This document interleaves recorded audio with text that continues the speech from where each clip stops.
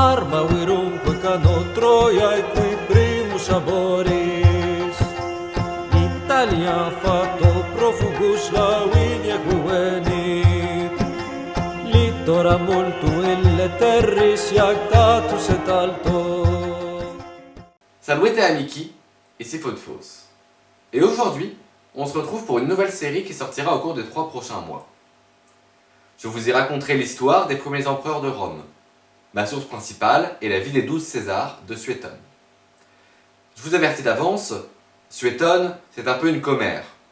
Il ne connaissait pas la méthode scientifique aujourd'hui utilisée en histoire, donc il y aura certaines anecdotes douteuses, tout ça est à prendre avec des pincettes.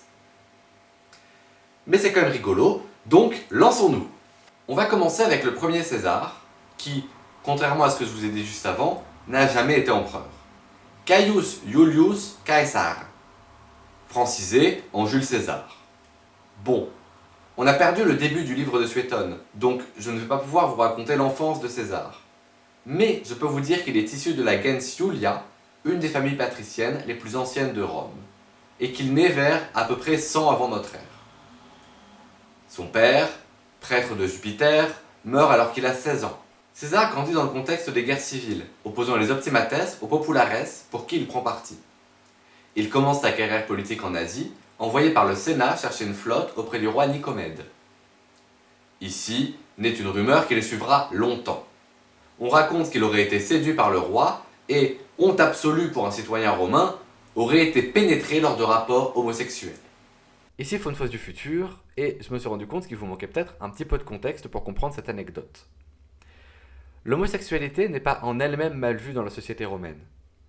Ce qui est mal vu, c'est le fait d'être pénétré, puisque ça, c'est quelque chose que l'on va associer à la féminité et qui est donc inacceptable venant d'un citoyen libre comme César. Il sera alors souvent comparé à une femme, ce qui n'est pas un compliment dans la Rome classique. On lui inflige les surnoms de reine de Bithynie et de prostituée de Bithynie. Alors même qu'il devient de plus en plus puissant, son ancien allié politique Bibulus aurait écrit qu'après avoir aimé un roi, il aime maintenant la royauté. Lors de son triomphe sur les Gaules, ses propres soldats chantent même Gallias Caesar subegit, Nicomedes Caesarem. Et que Caesar nunc triumpat qui subegit Gallias, Nicomedes non triumpat qui subegit Caesarem. Après avoir effectué sa mission en Asie, César retourne à Rome où il est élu à sa première magistrature, tribun des soldats. Passons sur son cursus honorum tout à fait classique, retenez cependant que pendant son gouvernorat en Hispanie, il se serait effondré en larmes devant une statue d'Alexandre le Grand, car à son âge, alors 33 ans, Alexandre avait déjà conquis le monde. C'est un habile politicien. Je ne rentrerai pas dans les détails, mais il est accusé d'avoir pris le parti des instigateurs de la conjuration de Catilina, en gros une tentative de coup d'État, et réussit quand même à s'en sortir grandi. Élu consul, avec au passage plus de voix que ses deux concurrents réunis, il passe sous le feu des critiques car certains doutent de sa capacité à gouverner puisqu'il a été soumis sexuellement par un roi étranger. Il forme un triumvirat avec Crassus, équivalent d'un milliardaire, et Pompée, habile politicien auréolé de prestige militaire.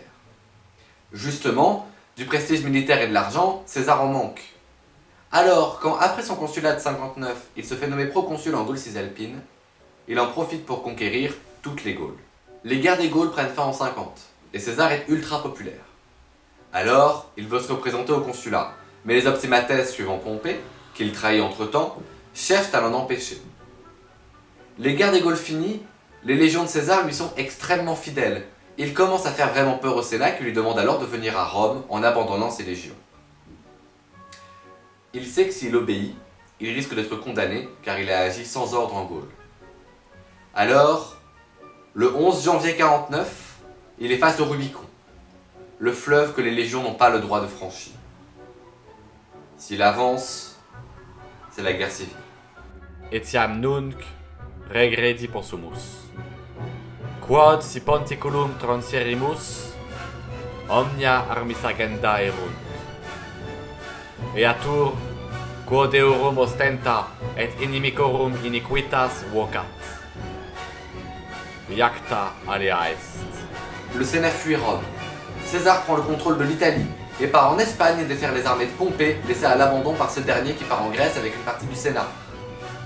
César part donc avec ses armées, franchit les Alpes, et là, au nom de la ville de Marseille, vous n'irez pas plus loin. Marseille mènera les négociations pacifiques entre les deux camps, où se verra dans l'obligation de condamner fermement les exactions de César. Bah, il affame la ville et détruit les légions en Espagne. Après quoi, il rentre à Rome, et repart immédiatement en Grèce, où il défait Pompée à la bataille de la Pharsale. Pompée fuit en Égypte, où le pharaon Ptolémée XIII le décapite, certainement pour plaire à César. Mais César n'aime pas ce gamin de 14 ans qui lui offre la tête de son ennemi sur un plateau. Donc, pour lui faire comprendre qu'il ne l'aime pas, il couche avec sa sœur, qui est aussi sa femme, c'est normal chez les pharaons, Cléopâtre VII, âgée de 21 ans. César en a alors 53. Et il place Cléopâtre sur le trône. Ptolémée XIII se noie l'année d'après, et Cléopâtre épouse son autre frère, Ptolémée XIV, âgé de 12 ans. Et on va quitter l'Égypte parce que là ça devient vraiment dégueulasse.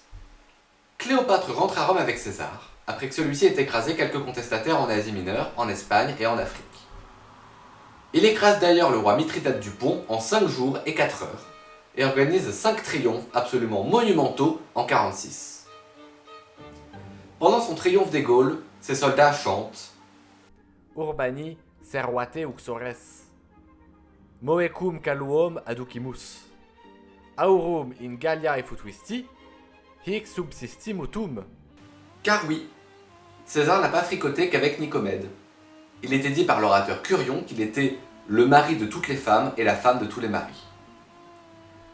César a eu des aventures avec à peu près toute l'aristocratie romaine, provinciale et étrangère. Il était notoirement très proche de Calpurnia, mère de Brutus dont on va reparler plus tard. On raconte même qu'il aurait couché avec Calpurnia et sa fille Tertia. Toujours est-il qu'après son triomphe, il est nommé par le Sénat dictateur à vie pour résoudre la crise sociale dans laquelle Rome est plongée. Plus important que le pouvoir absolu, César obtient du Sénat le droit de porter en permanence la couronne de laurier pour cacher sa calvitie, qui le complexait énormément. Quelques réformes agraires plus tard, l'aristocratie est très mécontente de César. On a peur qu'il se proclame roi, comme certains le lui recommandent.